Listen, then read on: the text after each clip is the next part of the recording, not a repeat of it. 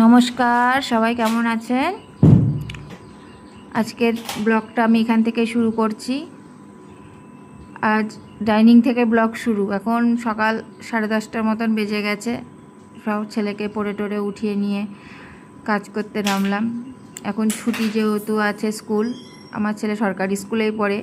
জুনের মাসে 1 তারিখ থেকে স্কুল খুলবে।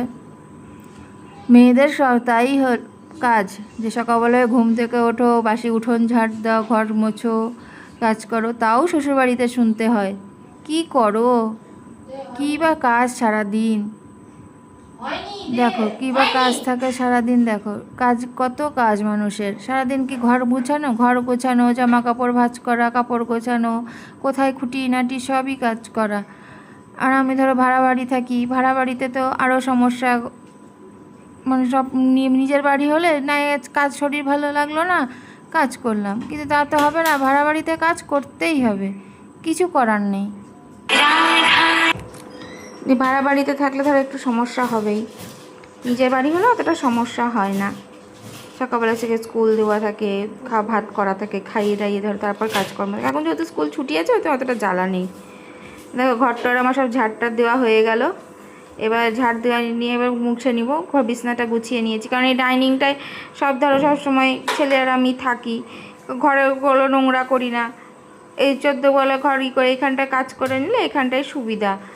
এখানে আমার সুবিধা হয়, এখানটায় কাজকর্ম করে নিই। এখানটায় সমস্ত কাজ, মানে আমি এইখানটাই আরাম করি। ঘরে খুব কম যাই, রাতের বেলা শোয়ার সময় ঘরে যাই। ঘর ঝাড় দেওয়া হয়ে গেল। আর আম কিনেছিলাম, ভুলেই গিয়েছিলাম আম খেতে। দেখো ওই কালো প্যাকেটের মধ্যে আম দুটো পড়াই আছে, দিয়ে দেখছি এখন পচে গেছে। এগুলো এখন ফেলে দেবো, ঘরটা মুছে নেওয়ার পর ফেলে দেবো। ঘরটা মুছে নিব। ঘর মুছে টুছে নিয়ে আমি তো ধরো ব্লগিং শ্যুট করতে পারি না, এই ফার্স্ট টাইম আমি শ্যুট করছি, দেখি কেমন হয়। এক সময় তো ছেলে ধরে দেয়, এখন ছেলে ধরে দেয় না, বলে কি তুমি করো তোমার এই সব কাজকর্ম, আমি পারি না, আমাকে আমার কাজ করতে দাও। কারণ সামনে ওর এক্সাম আছে। ও এখন ধরো ওই আঁকার এক্সাম আছে, এখন ওই আঁকার এক্সামগুলোতে এখন ও প্র্যাকটিস করছে বসে বসে। ঘর মোছা হয়ে যাবে, ঘর মুছে আমি উঠানটা একবার ঝাড় দিয়ে নেব। ঘরটা মোছা হয়ে গেছে, ঘর আগে মোছা গেছে। এবার ডাইনিংটা মুছে নিচ্ছি। ডাইনিংটা মুছে নিয়ে কাজকর্ম করে নিয়ে এবার ব্যাস গল্প হয়ে গেল। একটা লঙ্কার চারা কিনে নিয়ে এসেছি, সেই লঙ্কা গাছটা লাগাবো।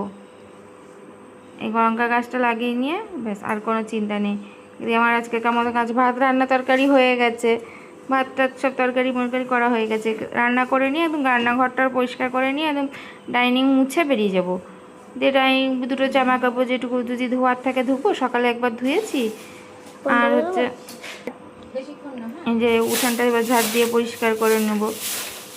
আর যেতে বাড়ির দিন কোনো অসুবিধা নেই, অত চাপ নেই রান্না বান্না দিয়ে এটা রান্না করতে। ওটা ওই ভাত ডাল সোয়াবিন আলু তরকারি করে নিয়েছি, ওই খেয়ে নেব।